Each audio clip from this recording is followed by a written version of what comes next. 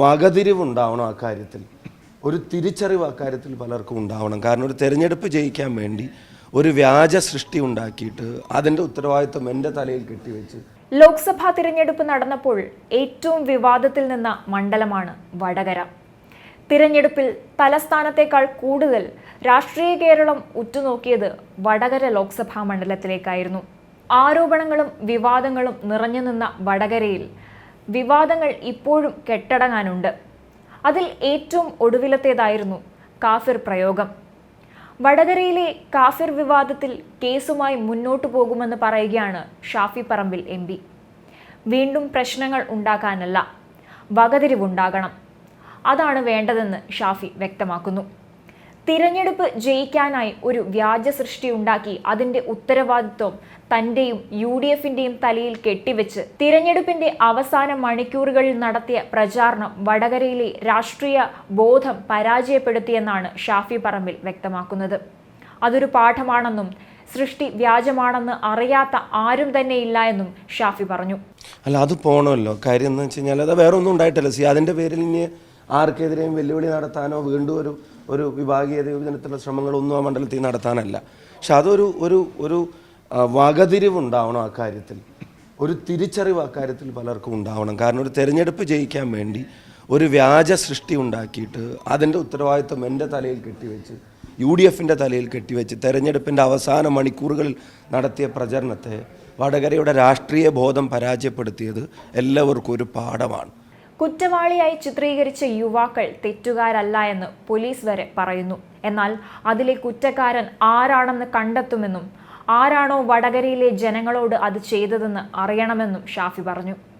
നിയമപരമായി അതിൻ്റെ സത്യാവസ്ഥ പുറത്തു കൊണ്ടുവരാൻ നിയമ പോരാട്ടം നടത്തുമെന്നും ഷാഫി പറമ്പിൽ പറഞ്ഞു. കൂടാതെ പോലീസ് പറയുന്നത് വിശ്വാസയോഗ്യമല്ല എന്നും ഷാഫി കൂട്ടിച്ചേർത്തു. വ്യാജമാണെന്ന് അറിഞ്ഞിട്ടുകൂടി ഇപ്പോഴും പലരുടെയും ഫേസ്ബുക്കിൽ പോസ്റ്റ് കിടപ്പുണ്ട്. അത് വടകരയിലെ ജനങ്ങളോടുള്ള വെല്ലുവിളിയാണെന്നും ഷാഫി പറമ്പിൽ ഓർമ്മിപ്പിക്കുന്നു. ആ കാഫിർ സൃഷ്ടി വ്യാജമാണെന്ന് അറിയാത്ത ആരും ഇനി മൂക്ക് താഴത്തേക്കായിട്ട് ഈ നാട്ടിൽ ജീവിച്ചിരിപ്പില്ല. എല്ലാവർക്കും അത് മനസ്സിലായി, പോലീസിനും മനസ്സിലായി. പോലീസ് ആ ചെറുപ്പക്കാരനോട് പറയാം, നീ നിരപരാധിയാണെന്ന് ഞങ്ങൾക്കറിയാം, അതുകൊണ്ട് ഇനി മറ്റ് തുടർ നടപടികളില്ല. പക്ഷെ അത് പോരല്ലോ. അയാൾ നിരപരാധിയാവുമ്പോൾ അതിനകത്തൊരു അപരാധിയുണ്ട്. അത് വ്യാജമായ അയാളുടെ പേരിൽ ഉണ്ടാക്കിയത് ആരാണെന്ന് അറിയണ്ടേ? അത്തരം ശ്രമം ആരാണ് വടകരയോടും ആ നാട്ടിലെ ജനങ്ങളോടും അവരുടെ സമാധാനത്തെ കെടുത്താൻ ചെയ്തതെന്ന് അറിയണം. അപ്പോൾ അത് ഒരു ലീഗൽ ആവശ്യം കൂടിയാണ്. രാഷ്ട്രീയമായി ജനങ്ങൾ അതിൻ്റെ വിധിയെഴുത്ത് നടത്തിക്കഴിഞ്ഞു. ഇനി നിയമപരമായ ഒരു അനിവാര്യതയാണ് അത് പുറത്തു കൊണ്ടുവരിക എന്നുള്ളത്. അതിൽ നിയമ പോരാട്ടങ്ങൾ ഞങ്ങൾ തുടരും. ഇപ്പോൾ കോടതി ഇടപെട്ടിട്ടുണ്ട്. കോടതിയുടെ ഇടപെടലുകളിൽ പോലീസ് അതിൻ്റെ ഉത്തരവാദിത്വപ്പെട്ട രീതിയിൽ മറുപടി കൊടുക്കട്ടെ. പോലീസ് പറയുന്നത് ഞങ്ങൾ ഇൻഫർമേഷൻ സീക്ക് ചെയ്തിട്ടുണ്ട്, അത് കിട്ടാനുള്ള കാലതാമസമാണെന്നുള്ളതാണ്. അത് വിശ്വാസയോഗ്യമല്ല. അത് കിട്ടാൻ എത്ര എളുപ്പമുണ്ട്. ഇപ്പോൾ അത് ആരൊക്കെയാണ് പോസ്റ്റ് ചെയ്തിരിക്കുന്നത് എന്നുള്ളത് പോലീസിന് പരിശോധിച്ചാൽ പോരെ.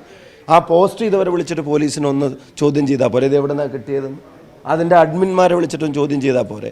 മാത്രമല്ല, ഉത്തരവാദിത്തപ്പെട്ട പദവികളിൽ ഇരിക്കുന്ന ആളുകൾ, ഇരിക്കുന്ന ആളുകളുടെ ബന്ധുക്കളായ ആളുകളുടെ ഫേസ്ബുക്ക് വാളിൽ ഇപ്പോഴും ആ പോസ്റ്റ് അവിടെ കിടക്കുന്നുണ്ടെന്നാണ് എൻ്റെ അറിവ്.